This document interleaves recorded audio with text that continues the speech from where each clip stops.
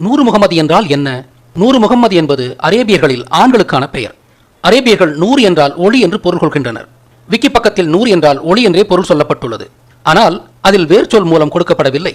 ஆனால் இவர்கள் நூறு என்பதற்கு ஒளி என்று எப்படி தவறாக பொருள் கொண்டனர் என்பதற்கான தடயம் அதே விக்கி பக்கத்திலேயே கிடைத்தது. இளையனூர் என்ற சொல்லுக்கும் நூறு என்றே அது பொருள் சொன்னது. இளையனூரில் உள்ள எல் என்ற சொல்லுக்கு ஒளி என்ற பொருள் உள்ளதால் அந்த மொத்த சொல்லுக்குமே ஒளி என்று பொருள் கொண்டதோடு அல்லாமல் நூறு என்றாலும் ஒளி என்றே பொருளை நீட்டிக்கொண்டனர். அவர்கள் புரியாமையால் செய்த பிழை. எல், நூர், இளையனூர் என்று எல்லாவற்றுக்கும் ஒரே பொருளை ஏற்றிச் சொல்கின்றனர். இந்த பிழையை இஸ்லாமியர் புரிந்து கொள்ளும்படி சொல்ல வேண்டுமானால் இளையனூர் என்ற பெயர் பற்றிய ஆய்வை மேற்கொள்ள வேண்டும். இளையனூர் என்பது ஈரோப்பிய நாடுகளில் புழங்கும் பெண்களுக்கான இயற்பெயர். இது பெண்ணின் பெயர் மட்டுமல்ல, அரச குடும்பத்தினரிடும் பெயர். அதாவது இளவரசிகளுக்கோ அல்லது அத்தகைய பாரம்பரியம் உள்ளவர்களுக்கோ இடப்படும் பெயர். ஆம், இப்போது புரிந்துவிட்டது. இளையனூர் என்பது நூற்றுவரில் இளையவர் என்று பொருள். மகாபாரத காவியத்தில் 100 கௌரவர்களுக்கு ஒரே ஒரு இளைய தங்கை இருந்தாள். அவளுக்கு துச்சலை என்று பெயர். உண்மை வரலாற்றுப்படி மகாபாரத காலத்தில் அவள் ஒரு மலைநாட்டின் அரசி. மற்ற 100 மலைநாட்டு அரசர்களில் இளையவள். மகாபாரத போரை அன்றே அறிந்திருந்த யூரோப்பியர்களுக்கு அவள் இளையனூர் என்ற பட்ட பெயரால் அறியப்பட்டிருந்தாள். ஸ்லாவிக் நாட்டு மக்கள் பல பல குழுக்களாக வெவ்வேறு காலங்களில் தமிழகத்திலிருந்து சென்று அங்கே குடியேறினர். இதற்கு சான்றாக மார்க் ஜலம் என்ற எனது ஸ்லோவைக்கிய நண்பர் சேரமான் என்ற பெயரிலிருந்தே ஜெர்மனி என்ற பெயர் வந்தது என்கிறார். ஸ்லாவிக் மலைமக்கள் தான் ஆதியில் ஜெர்மனியில் குடியேறியதாக சொல்லுகிறார். சேரமான், ஜேரமான், ஜெர்மான், ஜெர்மன்.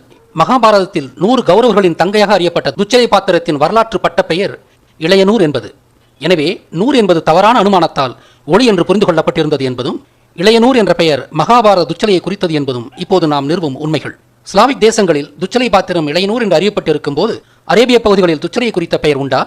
ஆம், நிச்சயமாக. அந்த பெயர் நூர்ஜஹான். இஸ்லாமியர்களில் பெண்களுக்கு இடப்படும் இயற்பெயர் இது. நூரின் பொருள் தெரியும் நமக்கு.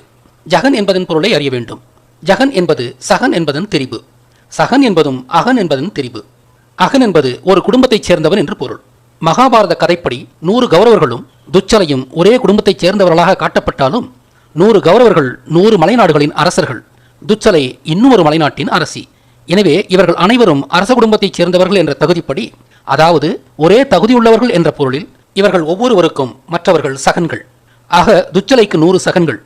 துச்சலைக்கு 100 சகன்கள் இருந்ததால் அவளை நூர் சகன் என்ற பட்ட பெயரால் அழைத்தனர். அதுவே நூர்ஜஹான் என்று மருவியது. ஆக 100 முகம்மது என்ற ஆணுக்கான இயற்பெயர் ஆண்களான 100 மகாபாரத கௌரவர்களின் நினைவாக வைக்கப்படும் பெயர். நூர்ஜஹான் எனும் பெண்ணுக்கான இயற்பெயர் மகாபாரத துச்சலையின் நினைவாக வைக்கப்படும் பெயர். இளையனூர் என்ற பெண்ணுக்கான இயற்பெயர் ஸ்லாவிக் நாடுகளில் துச்சலையின் நினைவாக வைக்கப்படும் பெயர். இப்பெயரின் மருவிய வடிவமாக லியோனார் என்ற பெயர் யூரோப் முழுவதும் பெண்களுக்கான இயற்பெயராக உள்ளது.